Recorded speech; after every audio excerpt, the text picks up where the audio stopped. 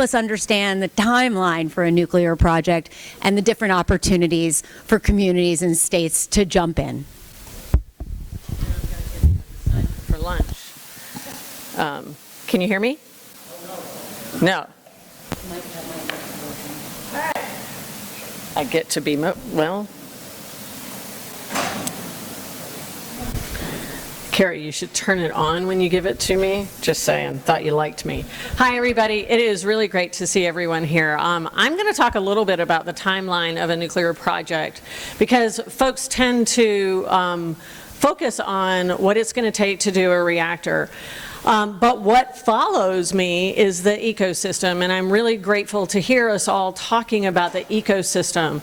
You do not have to build a nuclear reactor if you believe nuclear is part of a clean economy and our energy future in the United States and globally. There is all sorts of fun to be had, but those will be the panels that follow. Who's familiar with Simon Sinek, the writer? One of his most famous books is Start With Why. People will buy your why, and we have to stop skipping that. So while I'm going to talk to you about timeline, I'm also going to warn you not to get ahead of yourself. You need to focus on your who and your why first. And when you can articulate that and communicate that and have a panel like Washington had and colleagues like Washington had, then you can move faster in your project. Let's see if this works. Whoops, that was the wrong way. Okay, so where are we today? Most of us aren't even on this chart yet. Most of us are still working out our why. We're trying to figure out our who. Who are our local leaders? Who are our state leaders and our national leaders that are going to help us with this? Why do we want to build a reactor? Why do we want to be part of the fuel cycle? Do we want to mine uranium again or be part of the enrichment process? Once you work out those things, and I just want to point out, a lot of those things are about your local resources and your heritage and who you are and who you have been in an energy economy. Embrace that. Embrace that because that's what your local and state community is used to, right? Don't try to, change is one of the hardest things that we do. Align this with your heritage and who you have been. And that's going to help you get to the planning phases much faster. In those planning phases, there is a lot you can do before you choose a technology. My husband gave me this analogy, and I think it's really the right thing to think about this. A lot of what's going on right now is everybody is going, tell me the best reactor to buy. I want you to go stand in front of a parking lot or a car dealership and tell somebody next to you, tell me the best car to buy. What's your first question? How are you going to use it? How many people does it need to serve? Right? So don't jump ahead to the technology, right? Focus on where and how. Where does it need to be? How are we going to get there? The how there is about your public engagement. It's about your local leadership. It's about that connectivity to the state and then the connectivity to the federal government. Don't forget, Monica, what was Mike's number this morning? The $2.72 billion for HALEU. We've talked about early site permits. That is something you can do for yourselves. Is it a lot of money? Yes. Are there things that you can do short of an early site permit? Yes. How many people know what an early site permit is? No, Danny Curl, you cannot answer that question. Okay. So let me give you the short story of an early site permit. It allows you to vet a site for nuclear technology without choosing a particular technology and tell the NRC you want to build nuclear eventually at that place. That license is good for 20 years. If you believe we're going to reach a tipping point And as communities, you need to advertise yourself as nuclear ready. Having an early site permit and your workforce aligned and a supportive community, those are all the things that you want to advertise to attract that to your state. What else is up there? Sorry, I can't read it this way. Your environmental permitting. Especially if you're, and there's a panel later on about repurposing. We have all sorts of industrial sites out there and brownfield sites that are well characterized from an environmental perspective. You don't necessarily have to start from greenfield. So looking at those industrial sites and how you can reuse the environmental information you already have to go into a new environmental site permit. Those are the types of things that you can do. All along the way, what are you doing?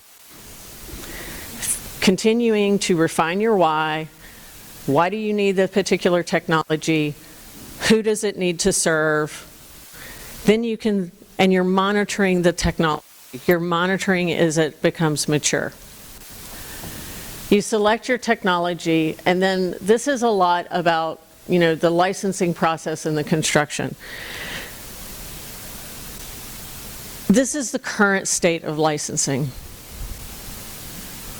It's a big block in this timeline. I believe it will get better. It will get better, one, just because we're planning on putting standard designs through.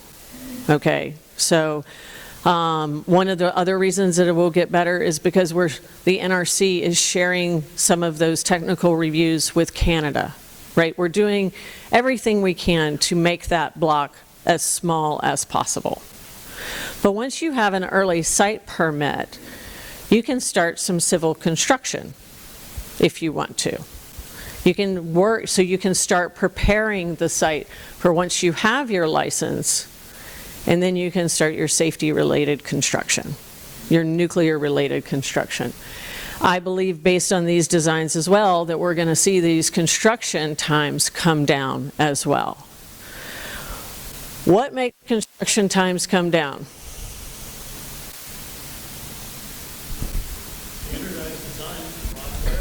Standardized design, modularity, and planning. Okay, we're getting there. What else? Learning. Who said it? It was in here. Oh, okay, there was a few people. I'm going to give her credit, though. Sorry, Ken. It's the learning rate. We're only going to get better at this if we build it. So what does that mean? We have to stop sitting the fence. We need people to become the next adopters. I know everybody wants to wait and be the nth of a kind. We have to have people that step into the gap. See if I can go the right way this time. Make friends.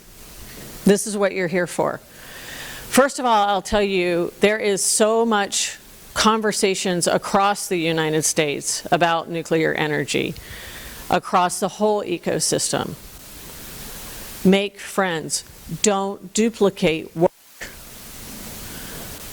If you are from one of these states, raise your hand. Higher. Higher. These are the people you want to talk to. They are engaged in these conversations today. Maybe you can pick up a feasibility study that they've already completed or follow the working group that they've completed, and you don't have to repeat that. Okay, this is one way we can accelerate the pace. Make friends in your region. Don't duplicate across the region.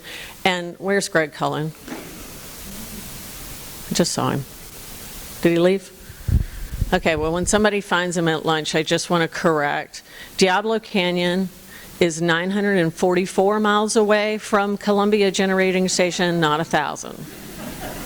I live in California. I believe the key for us to actually move ahead in this is actually to cross state lines and figure this out as regions. I do a lot of my personal research on coal to nuclear transitions. What that looks like for the Intermountain West is radically different than what that looks like for the Appalachian region. We should not be solving this state by state alone. We need to come together across regions. How many workers will we need if we build 300 gigawatts of new nuclear? This is where you guys talk. Come on. Tens of thousands. Tens of thousands. Any other guesses? 300,000. 300,000. Guess what we're doing? Remember those 94 plants we talked about this morning? We're extending them to 80 years of operation into the 2070s. Where will the workforce not come from? The existing fleet. Where are people losing jobs in your state? We cannot afford to rebuild energy greenfield. You have to make the most of every piece of infrastructure you have. And that's not just your transmission lines and your substations. Those are very valuable connections as well. Don't forget your people.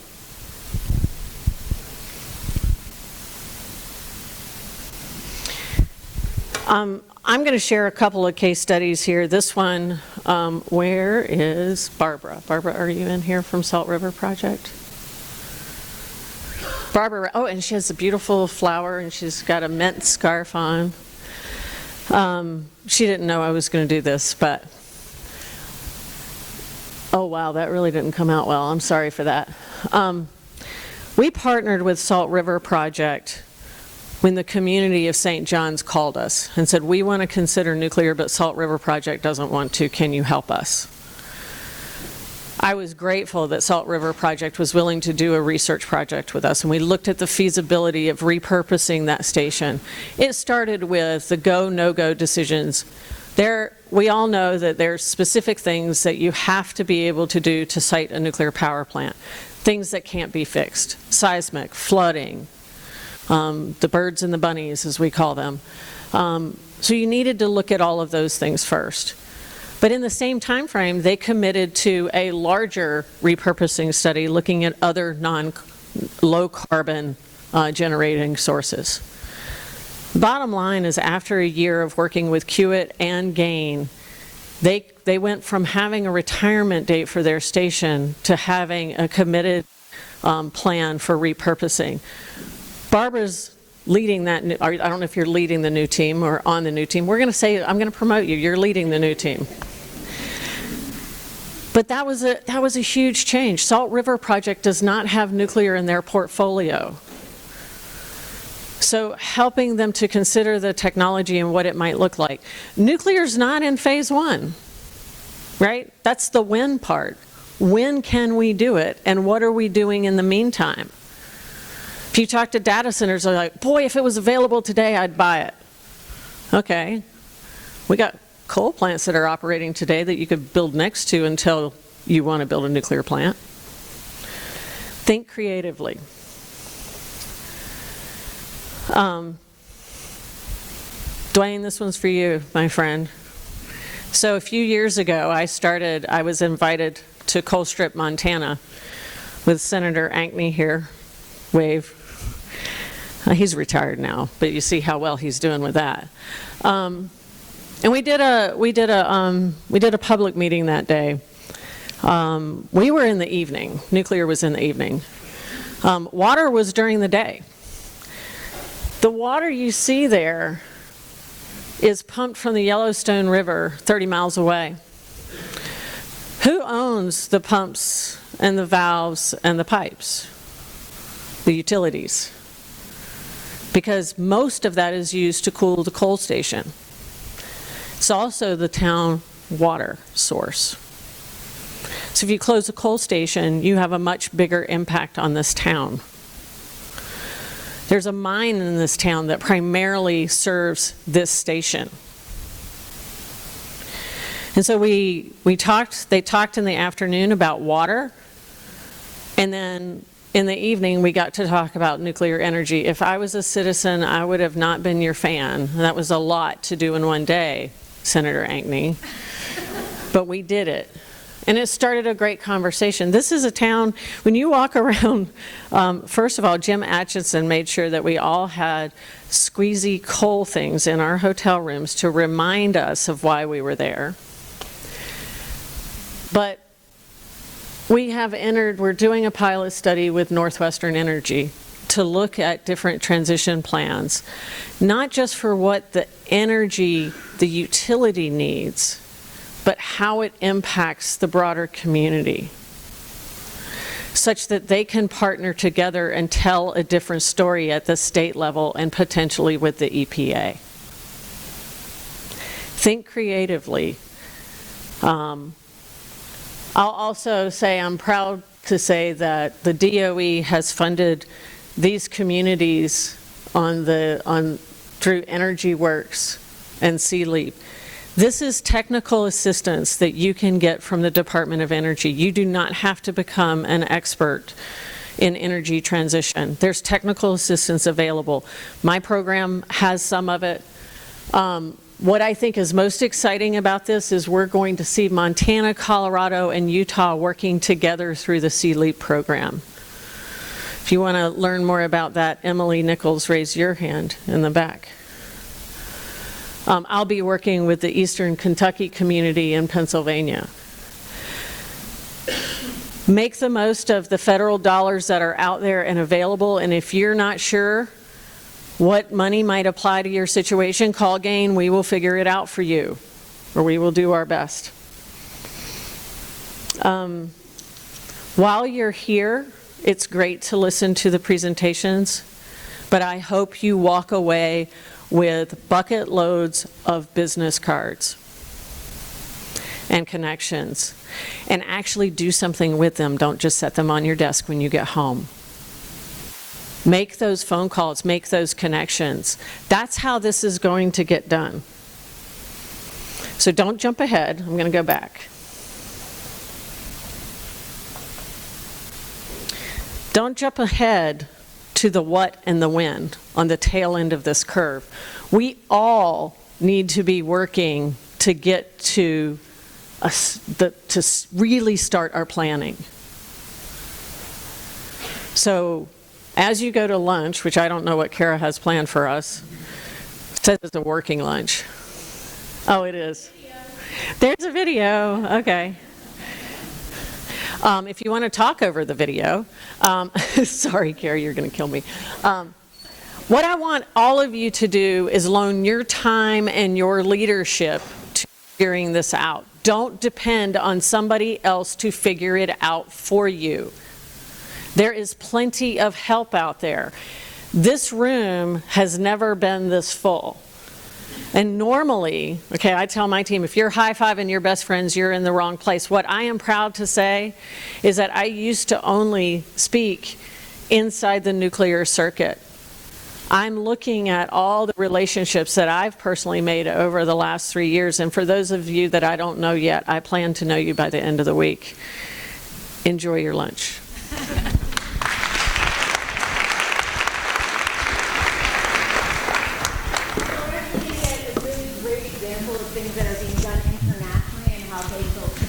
Around a nuclear ecosystem. Thank you. So please join us for lunch, which is in the next room over where you had breakfast. Thank you, Christine. Thank you.